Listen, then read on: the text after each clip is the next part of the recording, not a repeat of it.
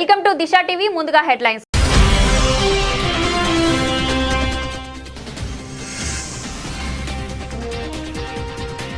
Tariff war షురు, 3 దేశాలకు Trump shock.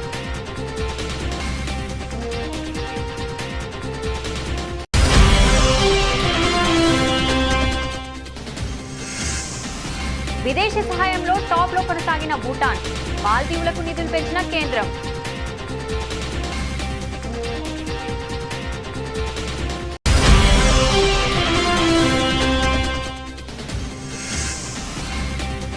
ప్రయాగరాజ్కు పోటెత్తిన భక్తులు. త్రివేణి సంఘంలో నిన్న 42 లక్షల మంది పుణ్యస్నానాలు.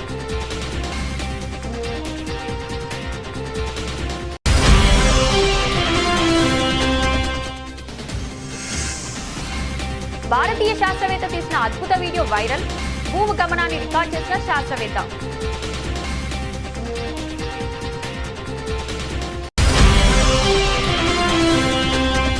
చంద్రబాబు, పవన్ కళ్యాణ్, విజయసాయిరెడ్డిలపై మాజీ ఎమ్మెల్యే కేతిరెడ్డి సంచలన వ్యాఖ్యలు. రాబాబు మధ్య ముందు జగన్ ఇచ్చిన విద్య ఓడిందన్న మాజీ ఎమ్మెల్యే.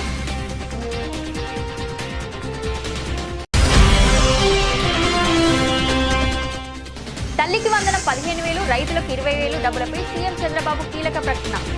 తల్లికి వందనం అమలుకు అన్ని సన్నాహాలు చేస్తున్నామన్న సీఎం.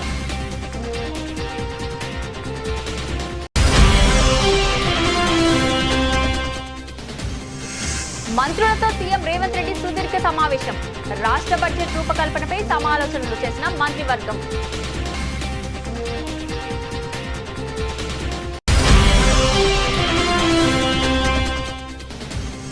దమ్ముంటే లగచర్లకు రా, లేదా నన్నే కొడంకల్లి రమ్మంటావా? సీఎం రేవంత్ కు కేటీఆర్ సవాల్.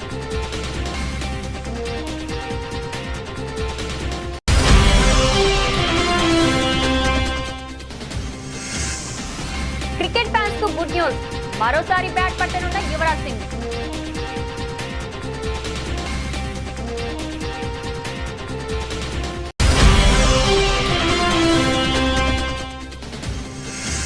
ప్రశాంత్ నీల్, దిల్ రాజ్ కాంబినేషన్ లో మూవీ. హీరోని ఫిక్స్ చేసిన మూవీ టీమ్.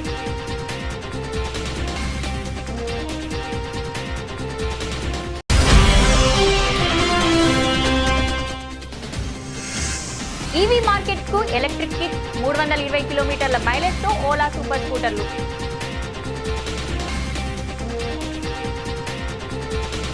అమెరికా అధ్యక్షుడు డొనాల్డ్ ట్రంప్ అనంత పనిచేశారు. టారిఫ్ వార్ షురూ చేశారు. ఒకేసారి 3 దేశాలపై సుంకాలు విధించి జలకిచ్చారు. కెనడా, మెక్సికో, చైనా దేశాలపై టారిఫ్లు విధించారు. కెనడా, మెక్సికో నుంచి దిగుమతులపై 25%, చైనా నుంచి వచ్చే వస్తువులపై 10% సుంకం విధిస్తూ ఉత్తర్వులు జారీ చేశారు. దేశంలో తయారీని పెంచడానికి, ఫెడరల్ ప్రభుత్వాన్ని ఆదాయాన్ని పెంచేందుకు ఈ సుంకాలను ఉపయోగిస్తామని ఈ సందర్భంగా వెల్లడించారు. మెక్సికో, కెనడా దిగుమతులపై 20%, కెనడియన్ ఎనర్జీపై 10%, చైనాపై 10% అదనపు సుంకాన్ని అమలు చేస్తున్నామని చెప్పారు. ఫెంటానిల్ సహా మన దేశంలోకి వస్తున్న అక్రమ విదేశీయులు ప్రాణాంతక మాదక ద్రవ్యాలను అరికట్టేందుకు అంతర్జాతీయ అత్యవసర ఆర్థిక అధికారుల చట్టం ద్వారా ఈ సుంకాలు విధించామని తెలిపారు. అమెరికన్లను రక్షించాల్సిన అవసరం ఉన్నదని, అందరికీ భద్రతను నిర్ధారించడం అధ్యక్షుడిగా తన కర్తవ్యమని వెల్లడించారు. సరిహద్దు వెంబడి సంక్షోభం తగ్గే వరకు సుంకాలు అమలు చేస్తామని తెలిపారు. కాగా ఈ సుంకాలు మంగళవారం అర్ధరాత్రి నుంచి అమల్లోకి రానున్నాయి. ఈ నేపథ్యంలో రవాణాలో ఉన్న వస్తువులు కట్ ఆఫ్ సమయానికి ముందే అమెరికా సరిహద్దులోకి వచ్చే వారికి సుంకాల నుంచి మినహాయింపు ఉందన్నారు. ట్రంప్ నిర్ణయంతో అమెరికా వృద్ధి తగ్గడమే కాకుండా కెనడా, మెక్సికో దేశాల్లో ఆర్థిక మాధ్యమం ఏర్పడే ముప్పు వంచి ఉన్నది. అదేవిధంగా ఉత్తర అమెరికాపై ప్రభావం చూపనుంది.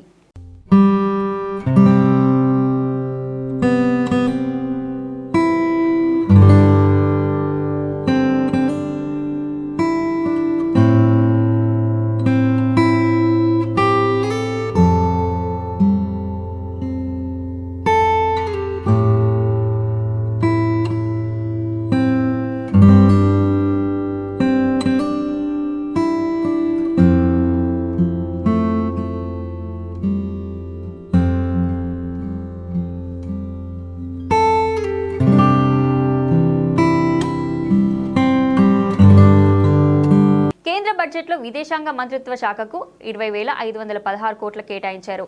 ఇందులో విదేశీ దేశాలకు ఆర్థిక సహాయం కింద 5,483 కోట్లు అందజేయనున్నారు. గత ఏడాది సవరించిన 5,806 కోట్ల అంచనాల కంటే కొంచెం తక్కువే.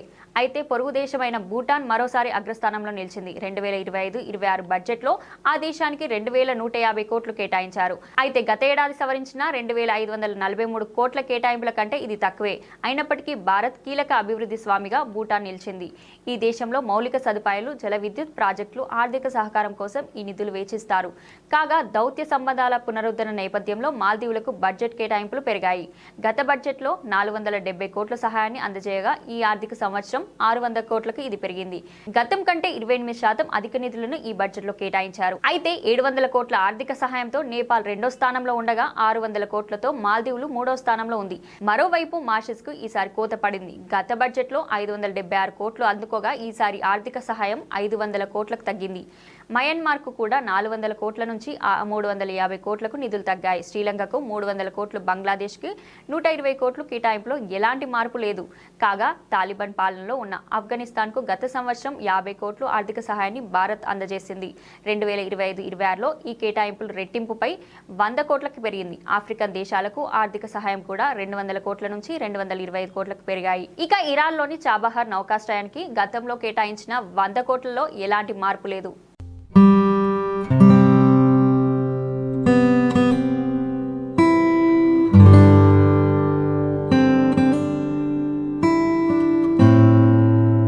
ఉత్తరప్రదేశ్లోని ప్రయాగరాజ్కు భక్తులు పోటెత్తారు. వసంత పంచమి నేపథ్యంలో మహాకుంభమేళకు భారీగా తరలివచ్చారు.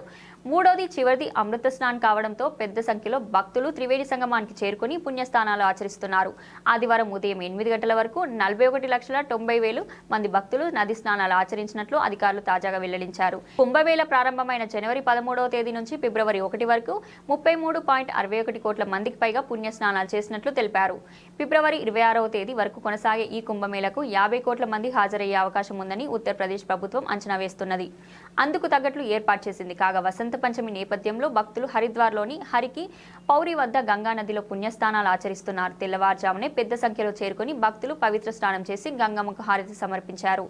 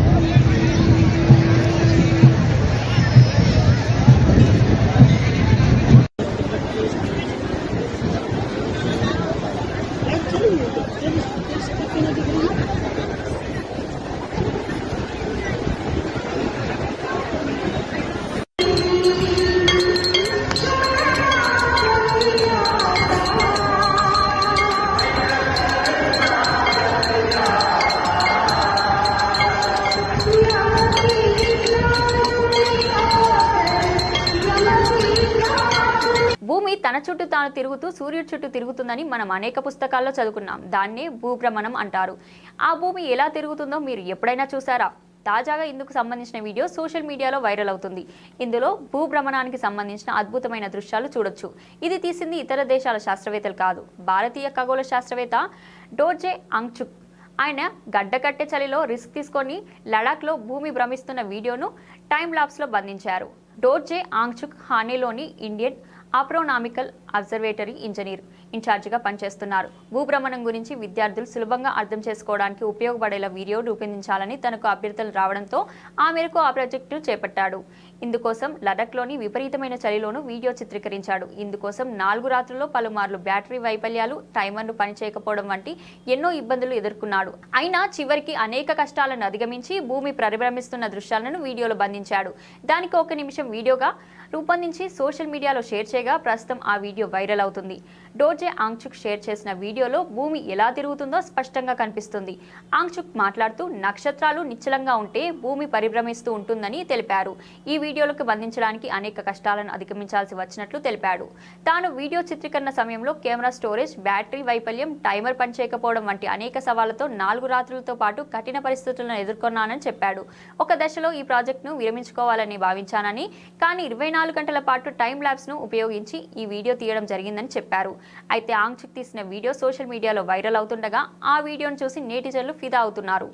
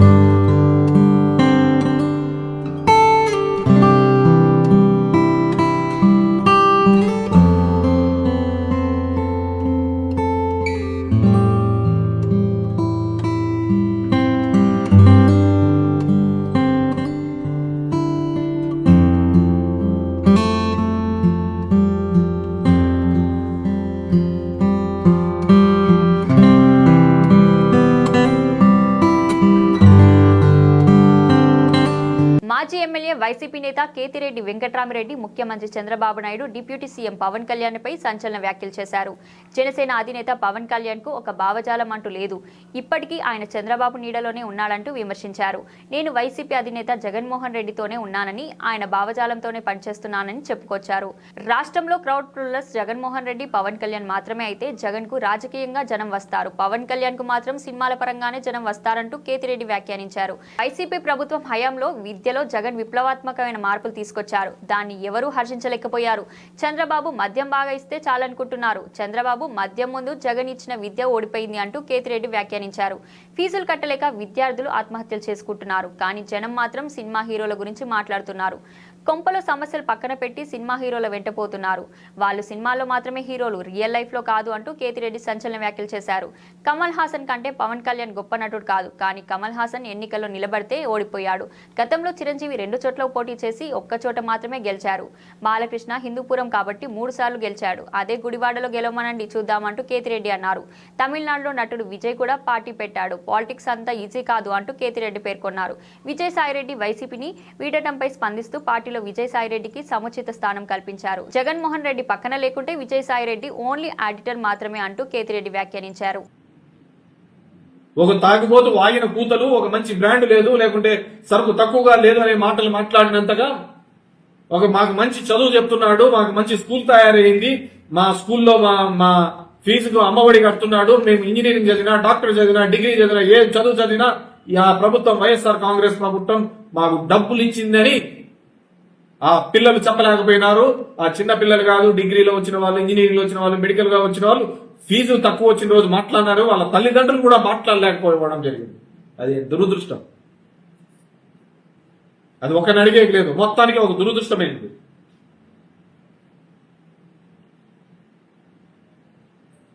ఇది ఈ దేశ దౌర్భాగ్యమో ఈ రాష్ట్ర దౌర్భాగ్యమో గాని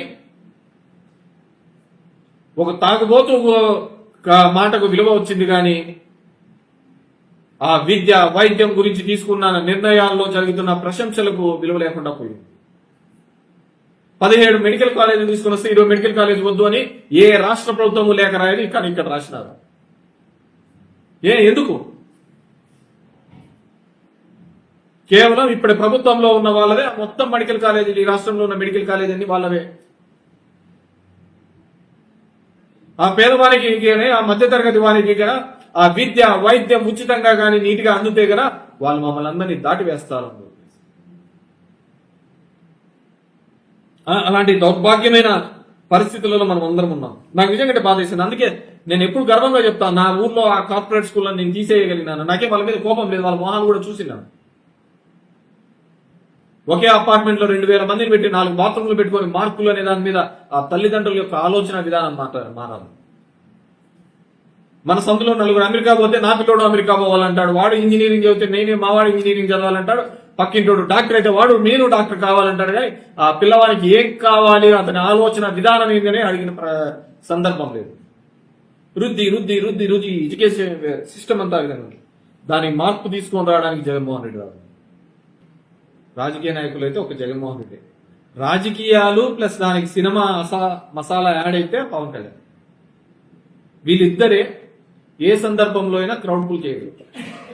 చంద్రబాబు కావచ్చు, తెలుగుదేశం కావచ్చు, మేనేజ్మెంట్ మాట్లాడి ఇవన్నీ చేసి ఇది వీళ్ళిద్దరికే ఎమోషనల్ గా వస్తారు దగ్గరికి. సో జగన్మోహన్ రెడ్డి అనే వ్యక్తికి ఉండేది ఓన్లీ పొలిటికల్ లీడర్షిప్. ఇక్కడ సినిమా గ్లామర్, సినిమా హీరోయిజం ఇవన్నీ కూడా పవన్ కళ్యాణ్ కలిసి. సో ఆ సినిమా గ్లామర్ అనేది ఆ చిత్రంలో ఉన్నప్పుడు ఉంటాడా లేకుంటే బయట ఉంటాడా అనేది we have to see. Cinema నాయకులంతా కూడా రాజకీయాల్లో అది కాదు వచ్చినారు, వాళ్ళన్నీ కూడా వచ్చినాడు. అంతకంటేనా పక్కన కమల్ హాసన్ వచ్చినాడు, ఆయన విన్నాడు. నా దరిద్రం ఏంటంటే నేను ఇంతవరకు చెప్పినది ఒకటి, మీరు అడిగేది ఒకటి. తల్లికి వందనం, అన్నదాత సుఖీభావ పథకాలపై ముఖ్యమంత్రి చంద్రబాబు నాయుడు మరోసారి కీలక ప్రకటన చేశారు. తల్లికి వందనం అమలుకు అన్ని సన్నాహాలు చేస్తున్నట్లు ఆయన వెల్లడించారు. పిల్లలు స్కూల్కి వెళ్లేలోపు పథకం అమలు చేస్తామని ఆయన చెప్పారు. ఇంట్లో ఎంతమంది పిల్లలు ఉంటే అంతమందికి తల్లికి వందనం పథకం తప్పకుండా ఇచ్చి రుణం తీర్చుకుంటామని చంద్రబాబు అన్నారు. ఎంతమంది పిల్లలు ఉంటే అంతమందికి 15,000 ఇచ్చి ఆ తల్లికి అండగా నిలబడతామని హామీ ఇచ్చారు. అందుకే దాని మీద కూడా కట్టుబడి ఉన్నాం. వీలైనంత త్వరలోనే ఇస్తాం. ఒకేసారి 2 సార్లు ఎలా చేయాలో ఆలోచిస్తాం. రేపు సంవత్సరం జూన్ 2వ తేదీన పిల్లలు స్కూల్కి వచ్చే పరిస్థితి వస్తుంది. ఆ సమయంలోనే మొదటి సంవత్సరంలోనే ఇవ్వడానికి అన్ని సలహాలు ఆలోచిస్తున్నా. తప్పకుండా ఇచ్చి రుణం తీర్చుకుంటామని ముఖ్యమంత్రి చంద్రబాబు అన్నారు. ఇదే విధంగా మే నుంచి వీలైతే రైతు భరోసా కింద సాయం చేస్తామన్నారు. కనీసం 20,000 ఇచ్చే కార్యక్రమానికి శ్రీకారం చుడతామన్నారు. కేంద్రం ఇచ్చే నిధులతో కలిపి రైతు భరోసా కింద 20,000, కేంద్రం 6,000, ఏపీ ప్రభుత్వం 14,000 ఇస్తామన్నారు. చంద్రబాబు అన్నమయ్య జిల్లా సంబేపల్లిలో ముఖ్యమంత్రి చంద్రబాబు పర్యటించారు. అందుకే దాని మీద కూడా కట్టుబడి ఉన్నాం. వీలైనంత తొందరలోనే, వీలైతే ఒకేసారి 2 సార్లు ఎట్లా చేయాలి, రేపు సంవత్సరం మళ్ళా జూన్ 2వ తారీఖున పిల్లలందరూ కూడా స్కూల్కి వచ్చే పరిస్థితికి వస్తుంది.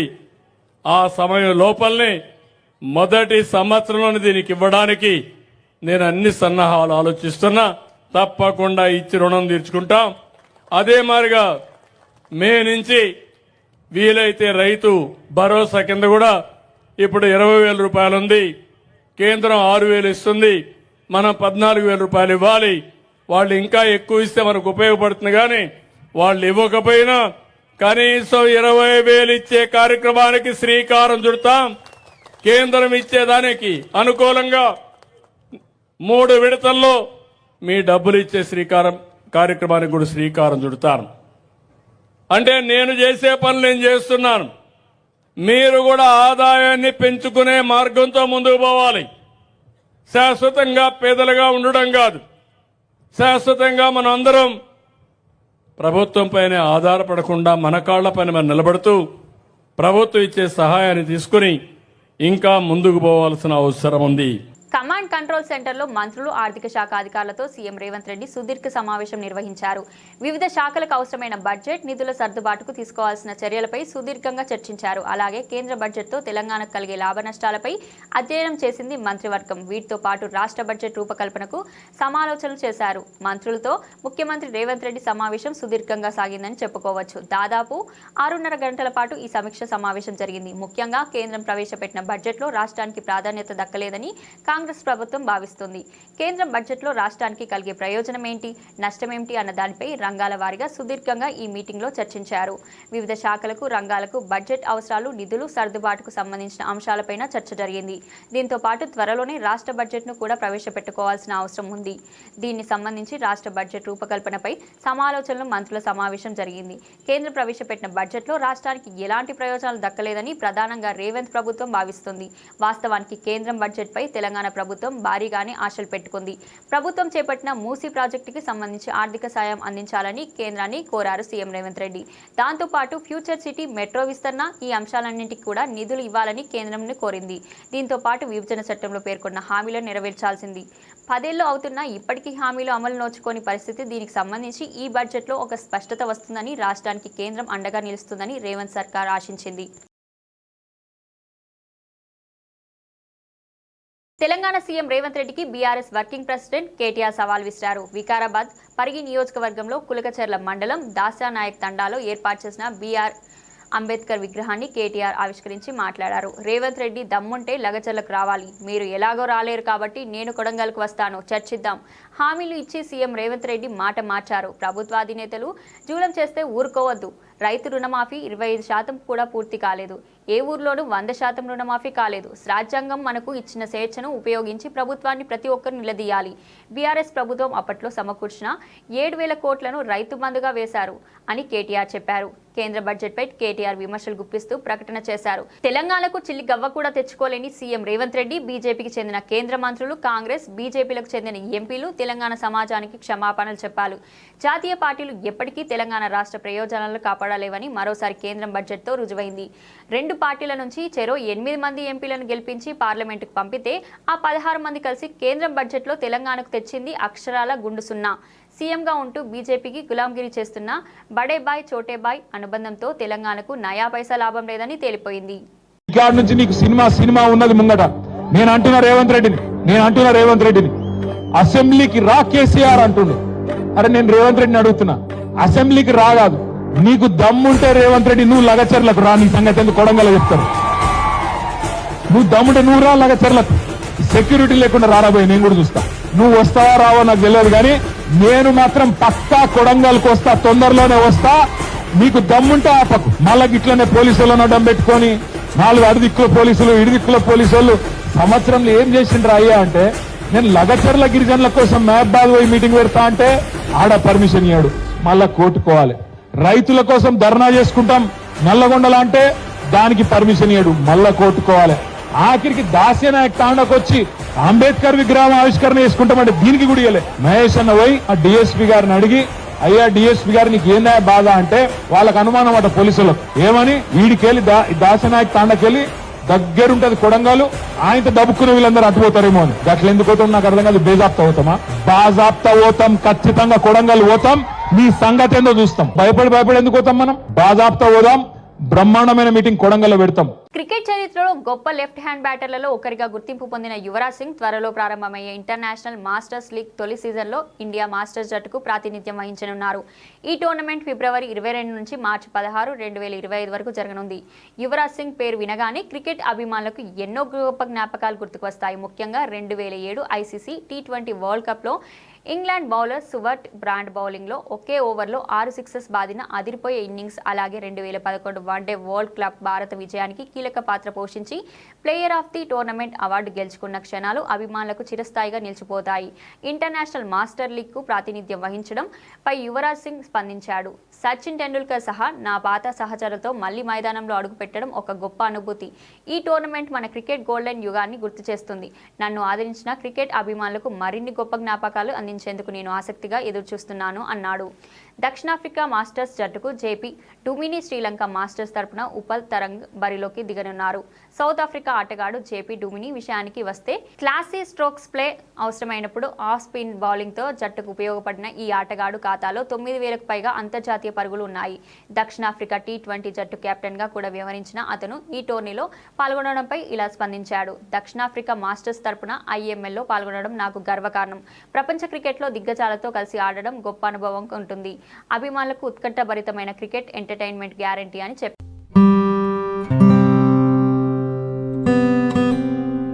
కేజీఎఫ్ డైరెక్టర్ ప్రశాంత్ నీల్ ప్రస్తుతం ఎన్టీఆర్ తో సినిమాకు రెడీ అవుతున్నాడు. ప్రభాస్ తో సలార్ 1 చేసిన ప్రశాంత్ నీల్ పార్ట్ 2 ని నెక్స్ట్ చేయనున్నాడు. ఎన్టీఆర్ తో చేస్తున్న సినిమా కూడా 2 భాగాలుగా వస్తుందని టాక్.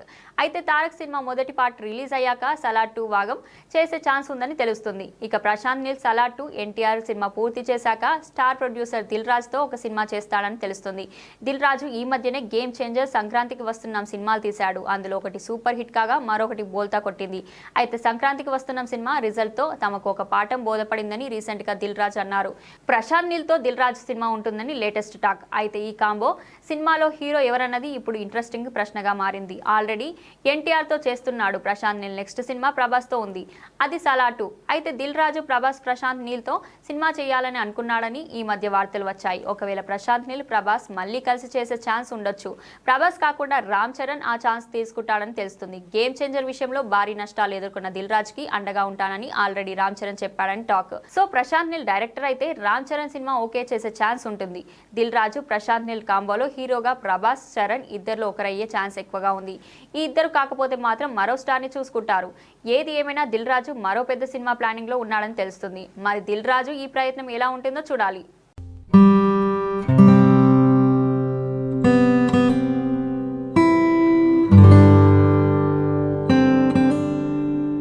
భారతదేశంలో ఈవీ స్కూటర్ల రంగంలో ఓలా స్కూటర్లకు ఉన్న క్రేజ్ వేరు.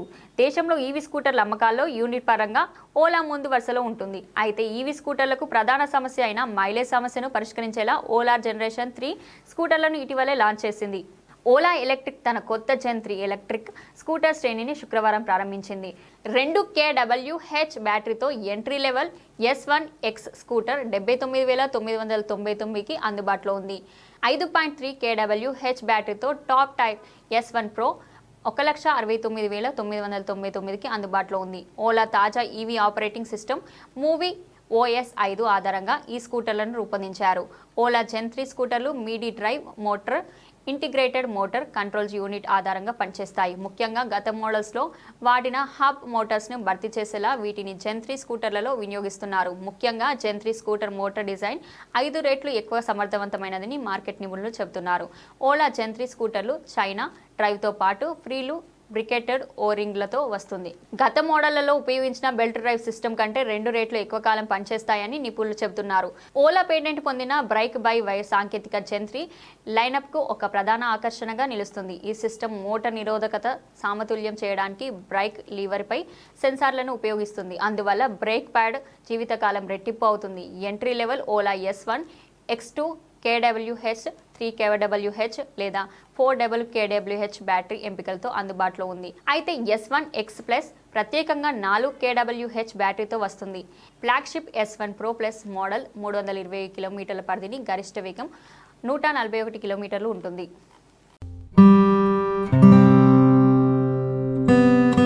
బులెటిన్ ముగించే ముందు హెడ్లైన్స్ మరొకసారి.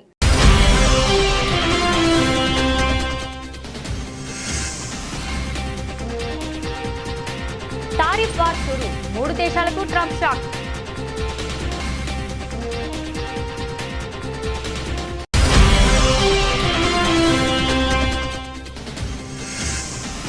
విదేశీ సహాయంలో టాప్ లో కొనసాగిన భూటాన్, మాల్దీవులకు నిధులు పెంచిన కేంద్రం.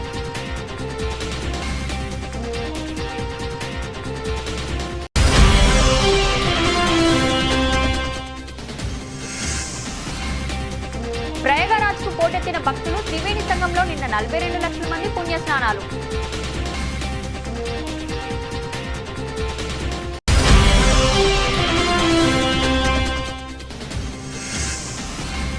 భారతీయ శాస్త్రవేత్త తీసిన అద్భుత వీడియో వైరల్, భూమి గమనాన్ని రికార్డ్ చేసిన శాస్త్రవేత్త.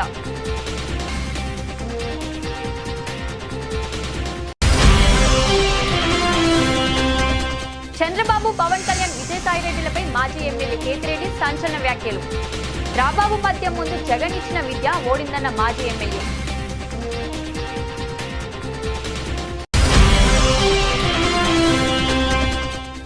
తల్లికి వందనం 15,000, రైతులకు 20,000 డబ్బులపై సీఎం చంద్రబాబు కీలక ప్రకటన.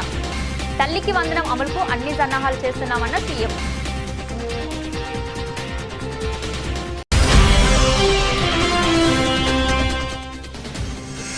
మంత్రులతో సీఎం రేవంత్ రెడ్డి సుదీర్ఘ సమావేశం. రాష్ట్ర బడ్జెట్ రూపకల్పనపై సమాలోచనలు చేసిన మంత్రివర్గం.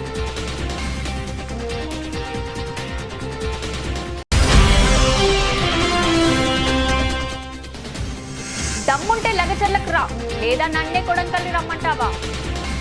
సీఎం రేవంత్ కు కేటీఆర్ సవాల్.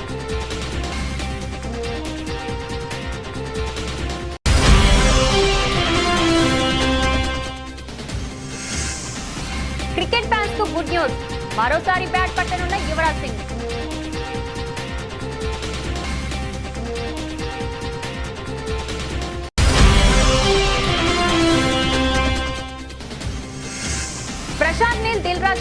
లొకేషన్లో మూవీ. హీరోని ఫిక్స్ చేసిన మూవీ టీం.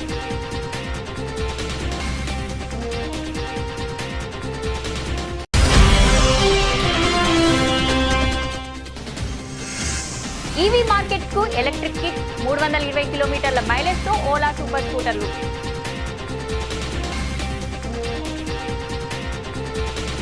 ఇది ఈ రోజు బులెటిన్. మరో బులెటిన్ తో మళ్ళీ కలుద్దాం.